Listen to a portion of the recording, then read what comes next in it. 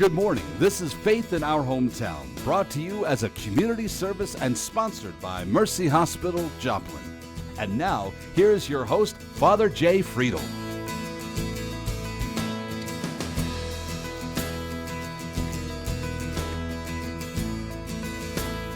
Good morning, everybody. Thanks for joining me this morning for Faith in Our Hometown.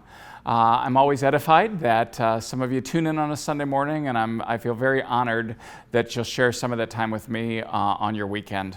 As we're getting ready to approach Thanksgiving, I have to laugh. I had a cancellation, and we were going to not maybe tape a show for today, but my producers keep pushing me to say, well, why don't you just do a show by yourself once in a while? And I thought, well, if I want to do a show by myself, what am I going to do this show on? Lately, I've been at the university talking about spiritual wellness, and it's something I've been doing for about 25 years now, talking about spiritual wellness, and wellness as a general part of human well-being, and then that spiritual wellness as a piece of who we are as human beings. So if you're intrigued, and I hope you are, fill up that coffee cup or get something to drink, settle in, and we're going to be right back after this Mercy Minute. You don't realize how much weight you put on until it's gone. I'm Katie Dahl. I work in the emergency room at Mercy Joplin. I'm a nurse. I've been there for 8 years. I love my job. I think I have the best job in the world because I get to take care of people every single day. I had gastric bypass surgery almost a year ago. I have lost a total of 130 pounds. 30 pounds I lost before surgery with diet and exercise. It's not been easy. The surgery definitely has helped it come off easier, but I still have to, watch what I eat, still have to exercise. I have a lot more energy. I can move around. My body doesn't ache anymore like it used to. I was pre-diabetic, and now my blood sugars are all good, and I'm not worried about being pre-diabetic anymore. I feel like I was when I was younger in high school and in my teenage years, just getting back to where I feel comfortable in my own skin now.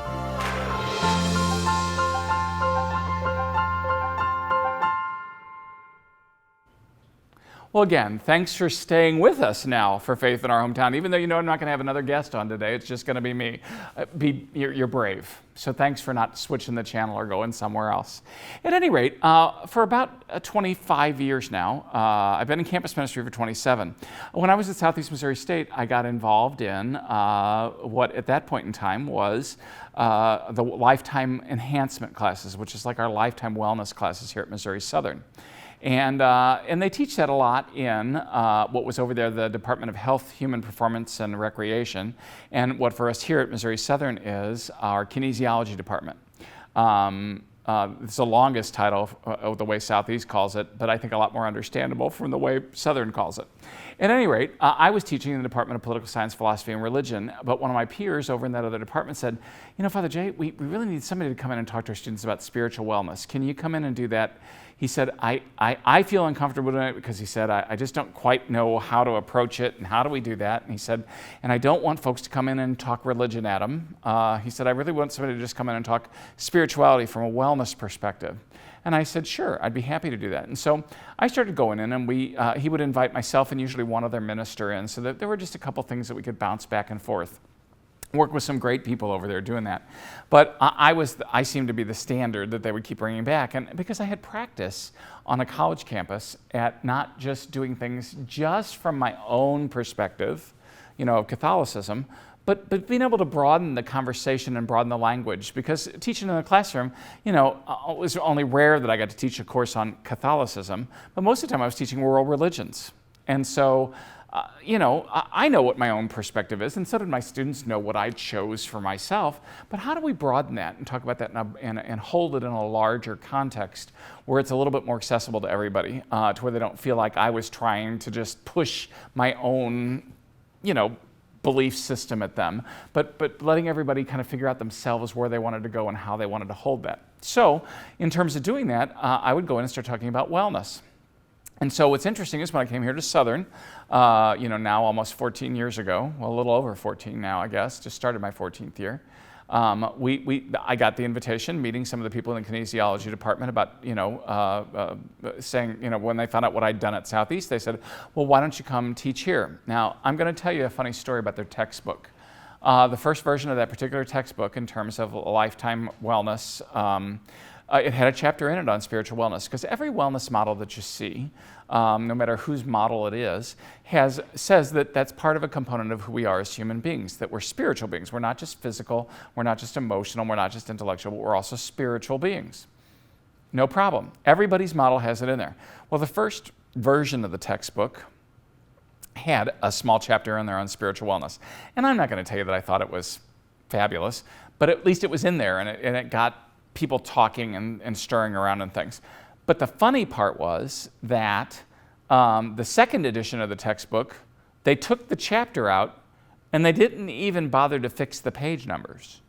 So the page numbers, it was just pages missing. It's like somebody went in there and something out of Dead Poets Society where somebody went and ripped out the chapter and just said, well, here's your book now.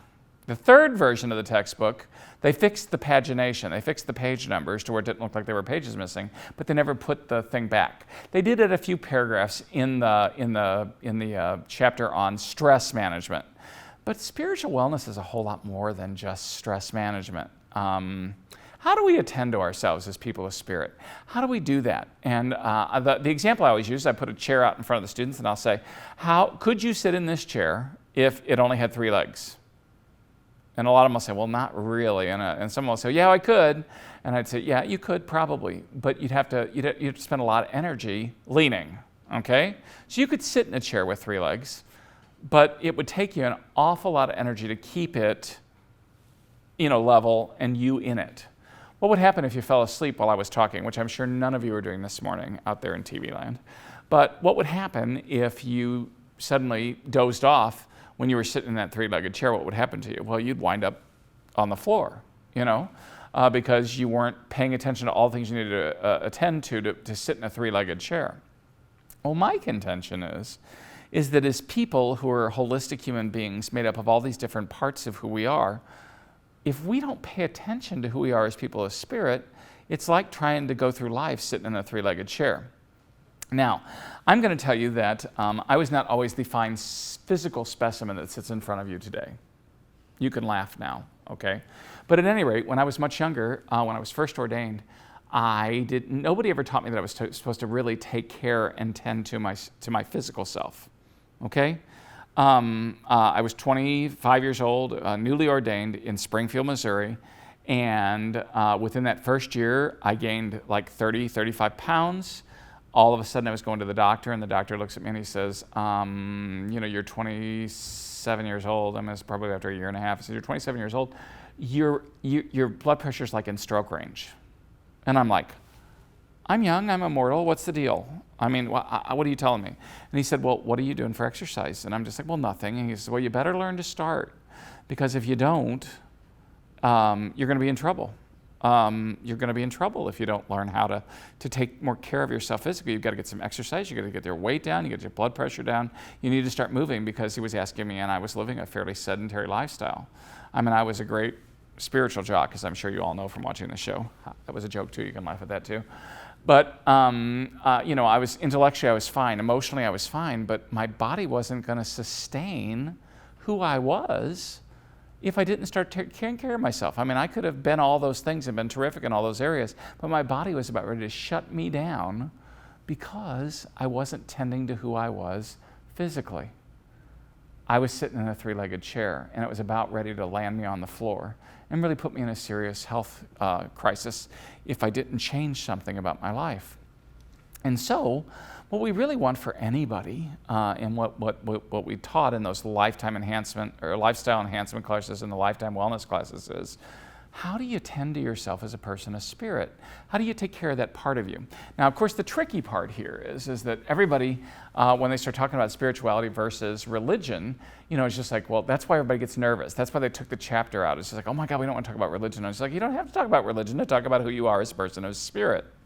So I'm gonna cut to the chase here about some of this and say, well, what's the difference between spirituality and religion? Religion is when a group of people get together and decide they're going to practice their spirituality together in a group, okay? So that's when a group of individuals who want to practice their spirituality together decide they want to get together and practice it in a group. That's what becomes a church or a religion or a group practiced spirituality, which would be another term for that. You could never set foot in a church in your life, but you still have a component of you that is spiritual. You can never do anything together as a group, but you're still a person of spirit. So what is spirit? And again, I'm going to take a lot of, because my students actually, over at Southeast, they kept saying, well, we can take another course on how to take care of our emotions. We can take another course on how to take care of ourselves better physically. We can take a course on strength training. We can take a course on aerobic fitness. We can take a course on all these things, but nobody's teaching anybody about how to take care of yourself as spiritual people. And so I actually developed the course based on the input from the two departments and based on the students who wanted the course and had taken that preliminary course in lifetime wellness or spiritual, or lifetime enhancement. And we developed a course on spirituality. So I'm going to take, usually it would take us a couple weeks to work through this, but I'm doing a half-an-hour TV show. And the 10 courses I taught at Southern a couple weeks ago, to all the spiritual wellness classes, they were 50 minutes apiece, and I've only got a half an hour this morning. So I better kick this into overdrive. Spirituality is that part of us that I would consider the integrating part that connects all the dots between all the other pieces of our lives, where we name what we think is really real, and in that context, we also make our value choices based upon what we think is really real. So, in my realm of spirit, I may assume that there's something out there. I may choose to call that a God or something. In my reality, my value system says, I don't think there's something out there, but I'm still a person of spirit, okay? So you don't have to be a theist to necessarily believe that there's a component of you that's spirit. So how do we attend to that? Of course, a theist, just somebody who believes there's something out there, is going to attend to that differently than a person who is a non-theist or an atheist. Okay. And of course, the agnostic, the person who doesn't know what's out there and just says, I think there's something out there, but I don't know what to tell you or say about it. Okay. Those people still are people of spirit. And so I tell my students, I say, none of those are dirty words for me. My faith basically tells me to love everybody. I don't care whether you're a theist or a non-theist. I'm still going to try to figure out how we can connect in the world and make some sense out of it together and walk together peacefully, making the world a better place. Okay? Now, having said all that, how do we learn to attend to ourselves as people of spirit? How do we make values? Because we do make values. That's why, for example, somebody says, you did my sister wrong and I'm coming after you, versus animals in the forest who don't have that sense of somebody belongs to me and you didn't treat her right, et cetera, et cetera. See the difference? Because we have claims on each other as human beings, and because of all those relationships, we make claims on each other, and we make our values and we make our choices based upon all those things that we believe about all that. And so when we do that, of course we're going to do that from different silos, if you will, according to that. But each one of us is a person of spirit. How do I exercise that person that is spiritual? And how do I take care of that if that's been undernourished or underdeveloped? How do I build those muscles as a person of spirit? And that's what we're going to talk about when we come back after a quick break. So, again, how do we attend to ourselves as people of spirit? And that's what we're going to talk about right after we take this quick break. So, settle in. I hope you're going to stick with me for the second half. Here we go. You're watching Faith in Our Hometown on KSN TV, brought to you as a community service and sponsored by Mercy Hospital, Joplin.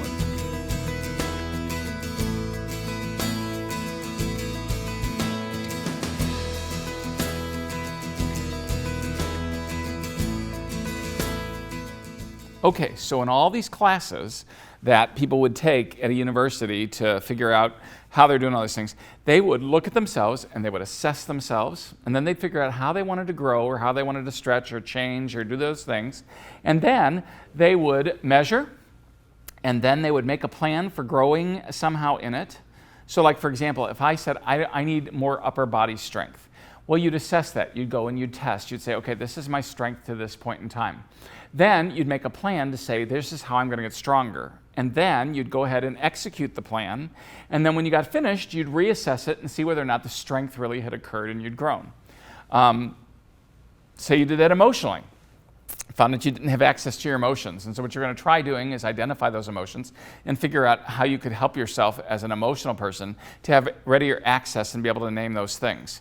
If you were trying to grow intellectually, okay, you're going to either take a course, or you're going to study something, you're going to read a book, or you'll do whatever you need to do in order to build your knowledge base to increase who you are and your capacity as an intellectual person, a person with a mind.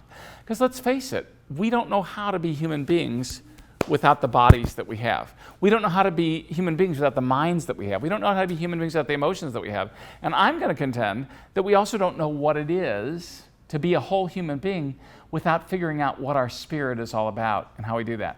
So for example, what happens when I fall in love? Does that not affect me physically? Have you ever tried to explain why you're attracted to one person or another person? Why did that work? Why were you attracted to your husband or wife? Why were you attracted to your boyfriend or girlfriend? Why? Have you ever tried to explain? That's a big mystery. It's based on all kinds of things. But I contend that it's more than just synapses in your brain or the chemistry in your system, et cetera, et cetera. It's based upon all kinds of things. It's based upon the physical. It's based upon the intellectual. This is why I would like a person who, is this kind of a person. I would like a person with this kind of an emotional profile. All those things matter. But again, how do we connect with other people who are people of the same spirit? How do we connect with people? Because if you can't dream together, which I think is part of the realm of spirit, how do you dream about things? If you can't figure out whether you share some of those same values and have connected the dots and claimed the values the same way, how do you ever really know whether you're going to be compatible with the person? How do you know that you're going to be able to put that relationship together on all those levels? And again, I've got a whole shtick that I could do about the part of the problem about relationships today is people sometimes only put it together on one or two levels, and then they wonder why the relationship's not working very well. But you got to assess that on so many different ways in order to do that. So how would you attend to yourself as a person of spirit? How would you take care of that? The number one answer, if we were playing Family Feud, clear and simple is people would say, going to church or praying. Okay, so I'm going to give you some of the ways that I would teach my students to say, okay, now let's assess that practice, figure out whether it's working for you, and then figure out how to stretch that spiritual muscle to see whether you might enhance it somehow, or if you're not going to enhance it somehow, maybe you might try something different to grow in that area. So, for example, going to church. If it's working for you, great. Frequency. How often do you go? If you go once a week, you might try a second time a week. What else do you do while you're there? If you're just going to the worship service, maybe you might attend Sunday school or some kind of an adult education thing. If in your practice or your context you're only going to worship service, you're not doing the other things, you might then stretch that muscle by adding another piece. Maybe if you do most of that practicing by yourself, that's where you might connect with the group, maybe the young adult group or a senior group or some of those things. How might you stretch that muscle and grow in that way as being a person of spirit? For the prayer person, how do you pray? Do you always listen? Do you always talk? Do you meditate? How do you do your praying? And if you're only a one-hit wonder, then how would you stretch that muscle? Okay, so if you only ever usually talk, well, why don't you be quiet once in a while and listen? If you just say prayers that you have memorized or just do the prayers that you might do with a group or pray from your heart, maybe try some of those others. Maybe try a formal prayer. Maybe try a different type of prayer. If you've never meditated before, now this is one of the things I did with my students, and again, it has to do with silence. I would teach my students how to meditate. Now I do that in the most generic way. I teach them how to breathe, and then I teach them how to get their bodies comfortable enough that their bodies weren't distracting everything else. Once they got to the point where their bodies were not distracting everything else, then I had to give them where their minds weren't distracting anything else. And it was always interesting to me that by the end of the semester, they would gone from struggling to be silent and still for a couple minutes to by the end of the semester, they could do it for like 70 minutes at a time. And we'd just cover all the clocks and everything, and then we'd get finished. And I'd say, well, how long do you think you were doing that? And they'd be like, oh, maybe 20, 30 minutes. It was a long time tonight, Father Jay. And I'd be like, yeah, it was 70. And they're like, you mean I just sat there and did nothing for 70 minutes? I said, no, the important part there is that not what you did, but that you were. How do you get into being? How do you be with what you consider is important? Whether that's an ultimate reality out there somewhere with other people, with yourself. How do you just get into being rather than all the words and everything else? So that might be another way you might stretch the muscle. Some people will use psychophysical exercises in order to do that, and we can use all kinds of different kinds. I'm gonna suggest a few in terms of the arts, perhaps. Art, painting, sculpture, drawing, all that kind of good stuff. Music, okay? Either listening to or making, doing, okay? Poetry, literature, writing things, writing short stories, writing poetry. All these are different ways of stirring around in the spirit. Sometimes movies and things like either creating or, again, going to watching. Now here's the difference, again, Father Jay's snobbery here, all right? But the difference between a movie and a film is whether or not it stirs around in your soul. Movies can be fun, you can watch things blow up or do whatever, okay? But things that stir around in your soul, what is it that makes you want to connect as a human being with other human beings? What is it that it's about the human experience that somehow opens that up and opens it up bare for other people? Different types of genres that you might use. If you only like landscapes, well, go look at something abstract and see whether that does something for you. If you only listen to country or western music, and I would ostensibly say, would there be any country or western music out there if people had never had broken hearts? Huh? Okay, but if you're only listening to one, you might stretch that muscle by finding a different type, a different genre. You might, instead of just watching for a change, do. So you can go to a museum and look at a piece of art that might stir up something in you. But at the same time, what about doing that yourself? What about stretching the muscle that way and maybe working it a different way? All those things can be extremely important in terms of us stirring around in the soul and somehow stretching those pieces of who we are. Some folks will, like I say, I always love it when my students tell me I'm going out and being in nature. I'm like, okay, well then when was the last time you did that? And you can't tell me you did it 3 months ago and haven't done it since. And that's really stretching or working out your soul by being in nature, all right? If it works for you, then you got to start to get disciplined about it, like any spiritual practice. You get disciplined about it. You do it. That's, again, one of the reasons why people go to church is because they're disciplined about it. They show up because they joined the group or whatever. If you're going to do it in nature, you got to show up, okay? So in other words, if that works for you, do it once a week. If you're doing it once a week and you've got a hunger for more, then maybe fill in a second time during the week. If you always go to the same place, you might try something different. If you're always a mountain person, try the ocean. Whatever it happens to be, but reach in there and try and stretch and work out being in those spots. Some people only watch sunrises. Well, catch a few sunsets and see whether it's different. Some folks only look at a starry sky at night and I'd say, have you ever been out there when it's stormy? Well, all right, I'm not asking you to do something dangerous, but I mean, go out at a different time and sense what that's like. How do we stretch ourselves as people? Again, because we make meaning for ourselves because of those experiences. We connect the dots differently because of those experiences. How do we do some of those things? One of the things that's absolutely essential for me, I have to spend time with friends. I love to make dinners. I love for those dinners to make them together. Everybody gathers and we're kind of all in the kitchen together and making the dinner. So much of my life is, it's like I'm out throwing seeds and I never see what some of it's going to be. But I love making a dinner because when you make dinner, you plan it, you make it, you eat it, then you clean it up. And you've had that experience all together that whole time. I love when it takes 4 hours for the dinner. I love finding the right wine to go with the right food. I love, being able to try food that nobody's ever tried before. I love trying a different type of food. But the whole thing with the process there is sharing life symbolically through that meal. And there's lots of religious traditions that also get into all that. But I love doing that because when I do that, there's time with my friends. When my friends look at me and call me on my stuff, who else can do that without you getting mad at them? But your friends. Who else can enter into life with you and say, hey, remember a few years ago when you were talking about this, and remember this experience we had together? All those things become essential in terms of feeding my soul, all right? Now, I'm not talking about McDonald's here. I'm not talking about the 30-minute meal on the run. I'm talking about sitting down and saying to those other people, I'm going to do nothing else but have a conversation with you and spend that time with you for the next 3 or 4 hours. And we're going to laugh at each other, and we're going to renew our spirit. And then when we get finished with that encounter, what do we tell each other when we get ready to end that? We need to do this again. We need to do this again.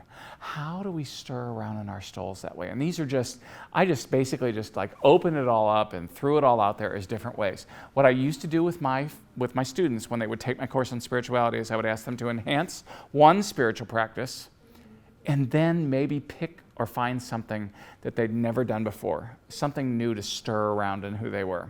So I'm going to give you the same challenge. Do those two things. Find one spiritual practice that you're doing and figure out how to enhance it, stretch those muscles, and then take the second one and maybe try something that you've never tried before. Maybe it might lend to something else or for you stirring around in your soul. We're going to be right back after this Mercy Minute, so don't go away.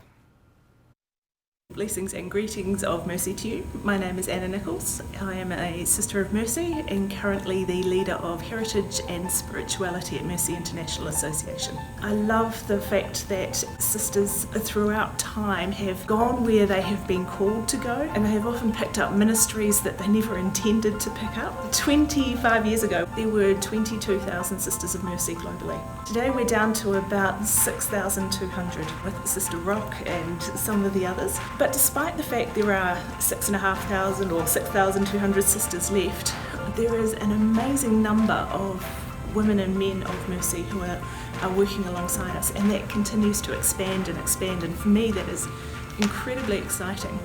So as far as National Catholic Sisters Week, I really look at the legacy that they have passed on and the fact that so many women, men, young people are living mercy today.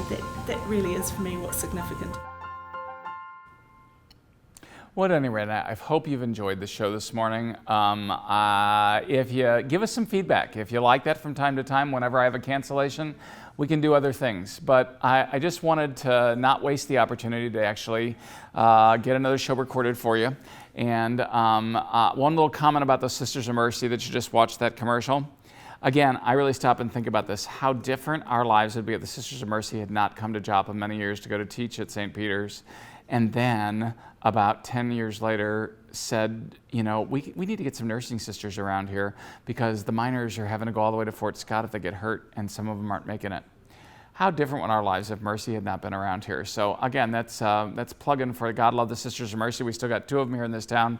They were wonderful women who do some wonderful work stirring around in my soul anyway.